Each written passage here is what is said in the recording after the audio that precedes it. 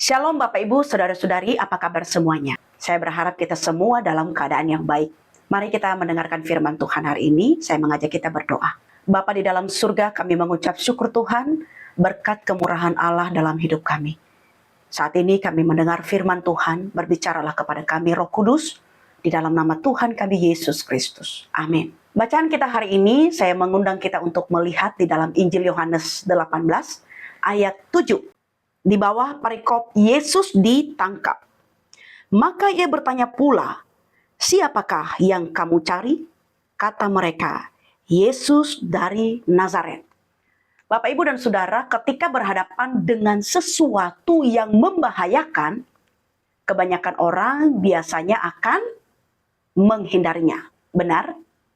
Namun, bagaimana Tuhan Yesus dapat menghadapi penangkapannya saat ia tahu bahwa peristiwa itu akan membawanya kepada salib?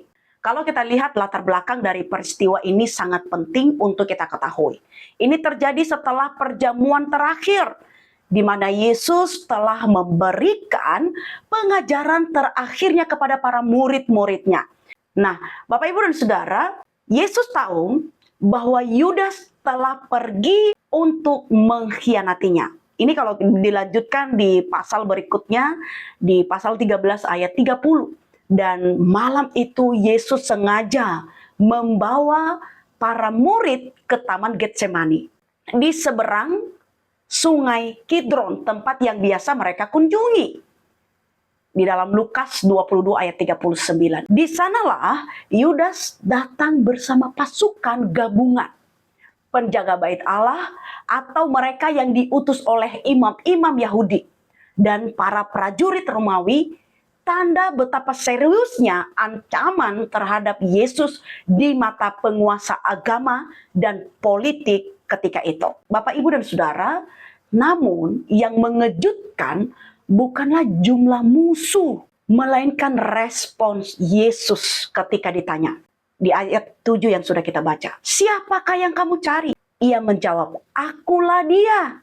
Dalam bahasa Yunani dikatakan di sana, ego eimi adalah ungkapan ilahi yang sama seperti dalam Keluaran 3 ayat 14, nama Allah sendiri. Aku adalah aku. Bahkan pasukan itu mundur dan jatuh ke tanah di ayat ke-6. Suatu tanda kuasa ilahi yang menyatakan Yesus bukan korban yang tidak berdaya, melainkan anak Allah yang rela menyerahkan dirinya. Bapak, Ibu, dan Saudara, kita perlu menggarisbawahi bahwa salib bukan kekalahan, melainkan kemenangan yang direncanakan Allah sejak kekekalan. Yesus tidak ditangkap karena ia lemah.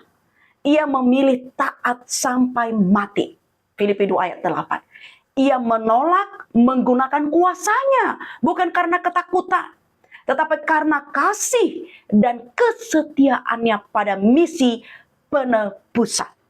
Aku harus minum cawan yang diberikan Bapa kepadaku. Bapak, Ibu, dan Saudara, bisa dibaca di dalam Yohanes 18 ayat 11. Apa yang perlu kita pelajari dari pembacaan hari ini?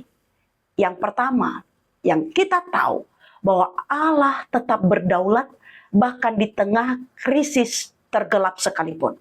Tidak ada rencana jahat manusia, pengkhianatan, penangkapan, atau salib yang dapat menggagalkan rencana penebusan Allah. Amin. Jika kita percaya kepada Kristus, kita juga percaya bahwa hidup kita berada dalam tangan yang aman. Bahkan ketika tampaknya segala runtuh. Bagian yang kedua, ketaatan sejati lahir dari penyerahan, bukan kontrolnya kita, tetapi penyerahan diri penuh kepada Tuhan. Kita lihat, Petrus mencoba ingin membela Yesus dengan pedang. Namun itu justru mengganggu rencana ilahi. Seringkali kita juga ingin mengendalikan situasi dengan caranya kita manusia. Tapi iman sejati belajar berkata seperti Yesus, bukan kehendakku tetapi kehendakmu. Menyerahkan kendali bukan tanda kelemahan kita, tapi bukti bahwa kita percaya penuh kepada kuasa Allah dalam hidup ini. Amin. Bapak, Ibu, dan Saudara, saat kita merenungkan Prapaskah dalam minggu-minggu ini, biarlah pertanyaan Yesus bergema dalam hati kita sekalian. Siapapun Bapak, Ibu, dan Saudara yang mendengar firman ini, siapakah yang kamu cari? Apakah kita sedang mencari keselamatan dalam kekuatan diri sendiri atau dalam Yesus yang rela disalibkan demi kasih-Nya kepada kita hari ini?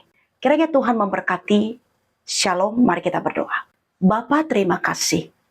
Anugerah keselamatan yang Engkau berikan kepada kami. Bantulah kami Tuhan untuk dapat mengerti bagaimana kami merespons kasih Bapa dalam hidup kami sehari-hari. Terpujilah Engkau ya Tuhan. Di dalam nama Tuhan Yesus Kristus kami berdoa. Amin.